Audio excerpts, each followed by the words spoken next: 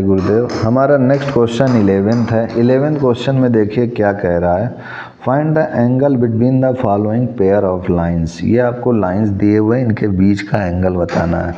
जैसा 10th था, इसमें वेक्टर फॉर्म में दिया हुआ था इक्वेशन और इस बार कार्टेशियन फॉर्म में दिया हुआ है और हमें मान निकालना है। ठीक है, तो आइए इसको भी सॉल्व करते हैं हम लोग 11th क्वेश्चन में। तो सबसे पहले मैं अपनी तरफ से मान लेता हूँ यहाँ पर पहले पार्ट में, late the vector b1 and b2 be the vectors parallel to, जो कि पैरेलल है, किसके पैरेलल है, जो गिवन लाइंस है, that is x minus 2/2, y minus 1/5, z plus 3/-3 and x plus 2/-1, y minus 4/8 and z minus 5/4 respectively. ये इसके parallel है। तो यहाँ पर देयरफॉर मैं लिख सकता हूँ, therefore vector b1 equal to हो जाएगा, अगर ये इसके पैरेलल है तो जाहिर सी बात है कि इसके जो डायरेक्शन रेशियोज होंगे और इसके डायरेक्शन रेशियोज होंगे वो सेम होंगे। यानी b1 का जो हो जाएगा वेक्टर इक्वेशन वो क्या हो जाएगा, 2i प्लस 5j और -3 के। ठीक है, और यहाँ से अगर b2 की बात करें तो इसके डायरेक्शन रेशियो यानी -i plus 8j plus 4k, ये हो गया मेरा। तो b1 b2 मिल गया मुझको, तो यहाँ लिखूंगा therefore cos theta equal to b1 dot b2 upon magnitude of b1 magnitude of b2। तो ये हो जाएगा 2i plus 5j minus 3k dot -i plus 8j plus 4k, this is upon under root 2 का square plus 5 का square plus -3 का square under root -1 का square plus 8 का square plus 4 का स्क्वायर।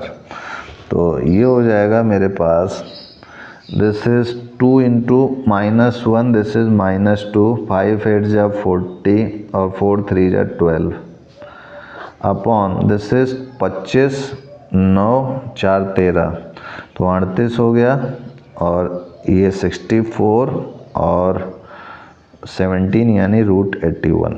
तो ये हो गया मेरा। इसको मैं और सॉल्व करूं तो 26 और 38 को मैं क्या लिख सकता हूं, 2 इंटू 19 2 जा 38 होता है, तो इसको वैसे ही बने रहने देता हूँ, इसको 9√38 लिख देता हूँ। ठीक है, तो देयरफॉर यहाँ लिखूँगा therefore theta is equal to cos inverse 26/9√38। यही मेरा आंसर हो गया। लेकिन ये आंसर अभी पहले पार्ट का है, इसी में अभी दूसरा क्वेश्चन भी है।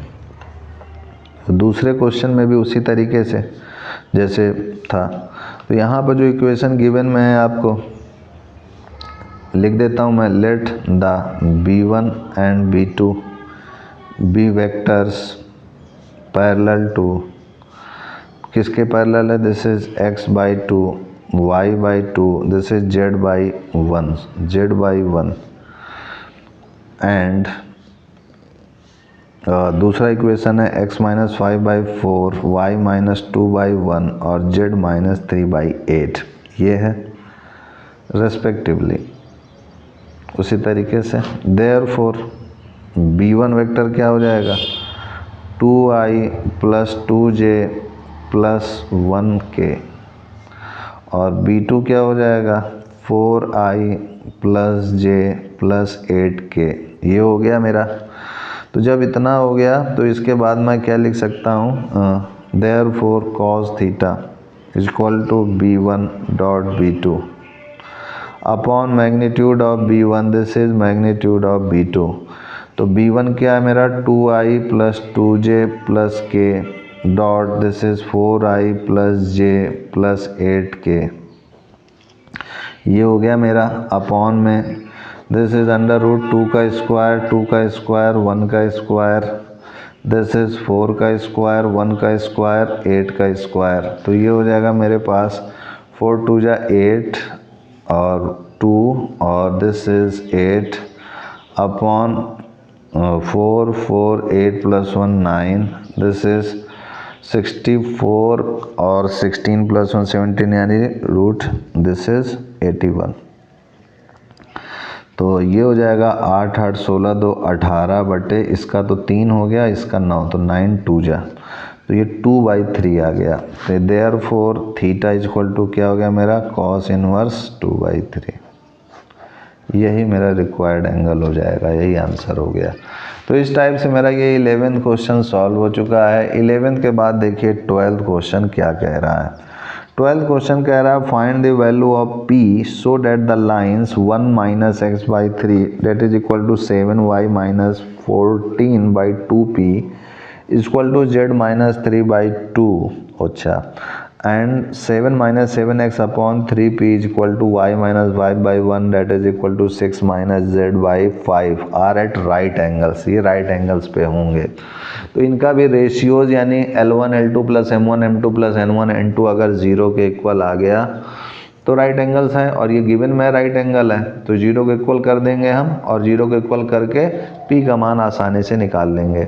तो सबसे पहले इतने में ये सॉल्व हो जाएगा। देखिए 12th में 1 - x/3 है, ठीक है, तो दिस इज 7y - 14/2p है और z - 3/2 है। तो सबसे पहले इसको मैं एक्यूरेट लाइन के फॉर्म में इक्वेशन लिखूं तो माइनस कॉमन लूँगा तो ये x - 1 अपॉन -3 हो जाएगा, और यहाँ से मैं इसको y के फॉर्म में केवल लिखूँगा, 7 कॉमन ले लूँगा तो हो जाएगा y - 2, और 7 इधर अपॉन में आएगा तो 2p/7 हो जाएगा, और ये सही है z - 3/2।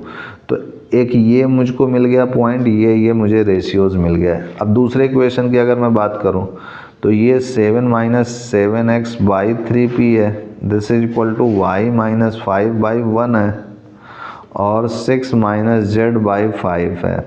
तो यहाँ पर भी मैं क्या करता हूँ, माइनस साइन कॉमन लेता हूँ तो 7x - 7/3p हो जाएगा, ये माइनस, और माइनस के साथ 7 भी अगर कॉमन ले लूँ नेक्स्ट लाइन में ले लूँगा, ठीक है, y - 5 इज इक्वल टू 1, और यहाँ से माइनस कॉमन लिया तो z - 6/5, और x - 1 अपॉन -3p/7 y - 5/1, और दिस इज z - 6/5। ये हो गया मेरा। तो यहाँ से मुझको ये वाला पॉइंट, ये वाला पॉइंट और ये वाला पॉइंट मिल गया है। तो मैं क्या करता हूँ कि अब मैं L1 L2 + M1 M2 + N1 N2 equal to 0 रख देता हूँ। यहाँ लिखूँगा since lines are perpendicular to each other, lines क्या हैं, परपेंडिकुलर हैं, तो यहाँ पर ये हो जाएगा -3 × -3p × 7 -3 × -3p/7 plus 2p/7 × 1 plus 2 × -5। तो ये 0 के इक्वल, तो यहाँ से मैं लिखूँगा तो ये 3 3 9, तो 9p/7 प्लस 2p/7 -10 = 0। तो 9p और 2p 11p/7, तो ये हो जाएगा मेरे पास 11p/7 = 10। तो ये हो गया देयरफॉर p = 70/11। तो ये 70/11 मेरा आंसर हो जाएगा। तो इस टाइप से मेरा ये 12th क्वेश्चन भी सॉल्व हो चुका है। तो आज के लिए इतना ही मित्रों, तब तक के लिए जय गुरुदेव, जय Shri Ram, and I will see you next time.